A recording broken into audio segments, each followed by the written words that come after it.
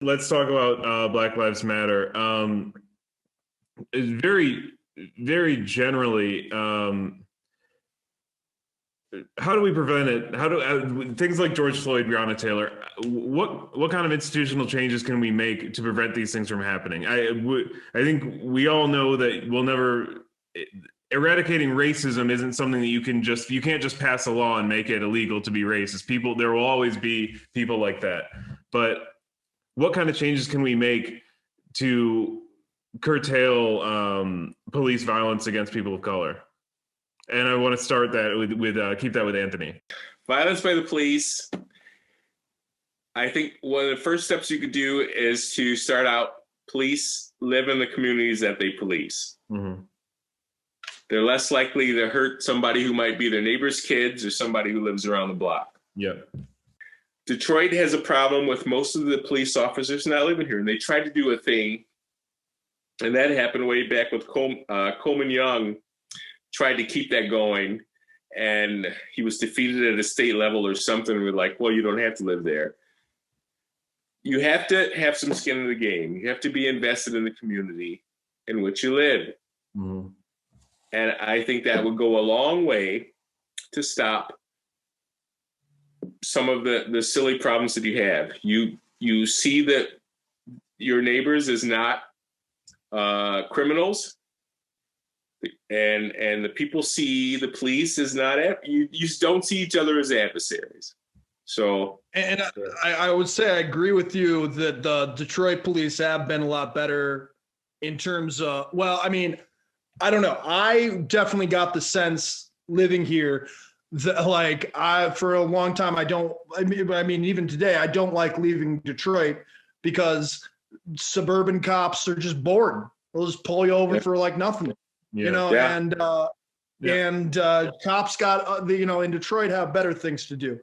But I will say I turned around that, and I was very early to this, I marched and everything, but in kind of national solidarity, I thought that Detroit was not, didn't have a lot of the problems of the same cities. Obviously it could be better, but I was turned around by some of these Detroit Will Breathe marches that were completely peaceful, that the cops started gassing people, beating them up, throwing them in paddy wagons for nothing, and yes, there were points where they weren't doing that, but then, I mean, it was Detroit, the Detroit protests were completely peaceful right through the line. On that note, also, it's the same idea.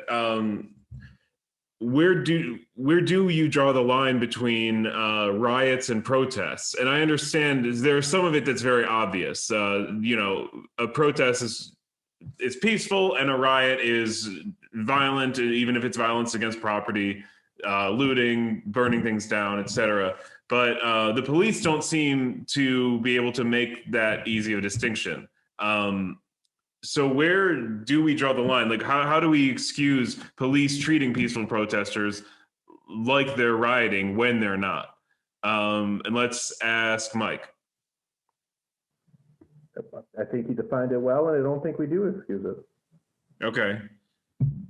Fair enough. Quick follow-up. I seem to remember somebody mentioning Joe Jorgensen getting some flack from some libertarians for tweeting Black Lives Matter. Is that again, I didn't do you were a last minute addition, so I didn't do a lot of research to this, but would you be able to speak on that? Yeah, that's been an internal thing in the party, and I know where it came from. What it is Black Lives Matter is a weird phrasing because it can be a statement, which is true. It can be a movement, which is broader and against police brutality, or it's a specific 501c nonprofit organization which espouses, Marxist views. So when she said Black Lives Matter, she meant the statement that was true, and she meant it in support of the movement, which is against police brutality, but it was taken by some to be as a support of the specific 501c nonprofit organization, which espouses some Marxist views.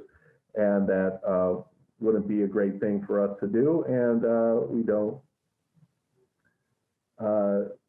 share all the beliefs of that organization. But yeah, it makes perfect sense for any member of the Libertarian Party to support the movement, which is against police brutality, and to say Black Lives Matter because all lives matter. But just like, you don't say save all animals when you really mean save the whales, and you don't talk about all kinds of cancer during Breast Cancer Awareness Month, that whole thing.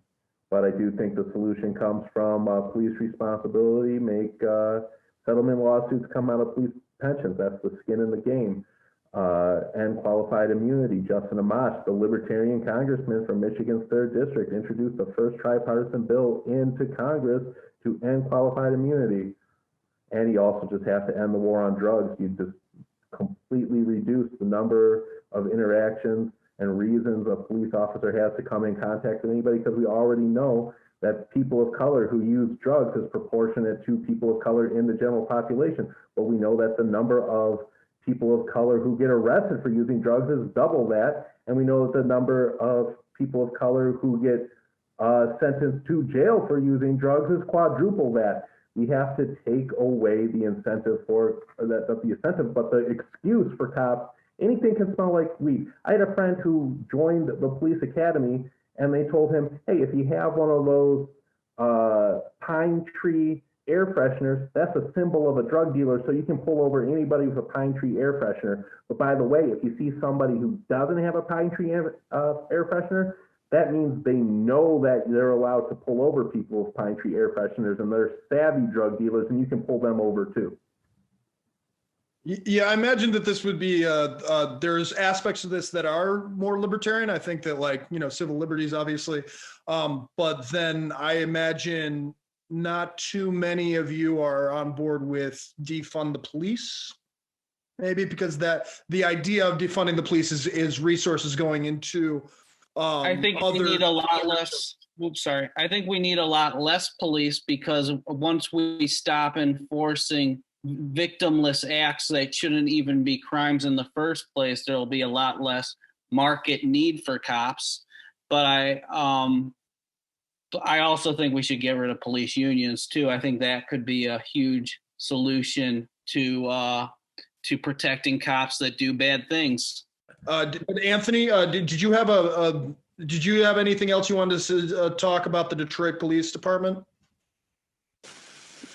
I will say that I have never ever been afraid of the police in Detroit, and I have had some silly things, some questionable things like frisked and hit in the crotch, like just to let you know that they were the police. But I never felt like I was going to be hurt seriously or shot by anybody in the Detroit Police Department.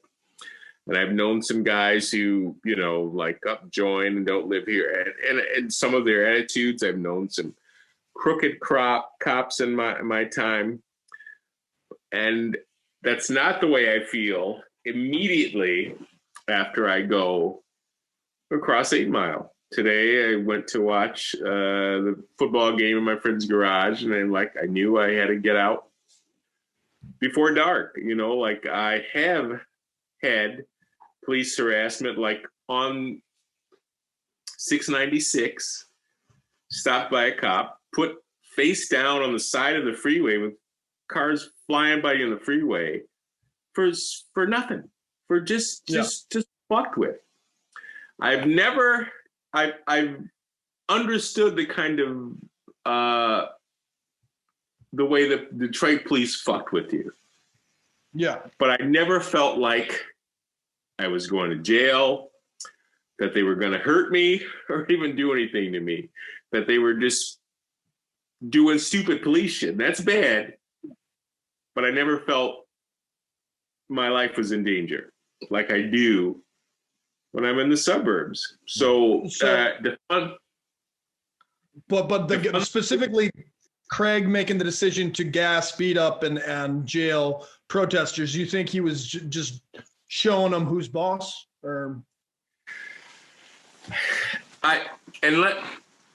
I've never felt this way, but we've never had these kind of protests. Craig is what I thought a lot of that stuff was silly. I agree with you when all of that, the stuff, the protest was peaceful and stuff, you know, anybody who was, who I would be afraid of in Detroit, they weren't in marches, you know.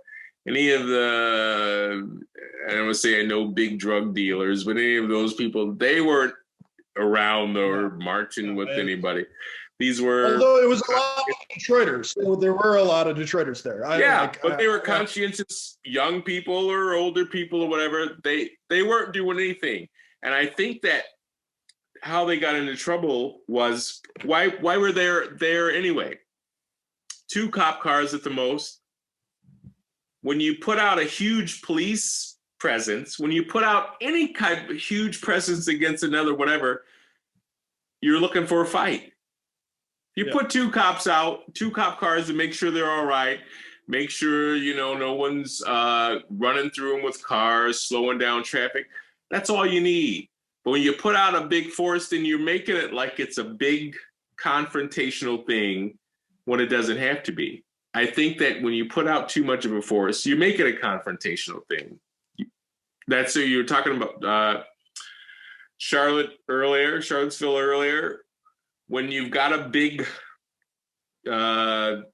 protesting against, at the same time, you make it confrontational instead of putting it on a separate day or something. So I think that they made it bad, and it didn't have to be.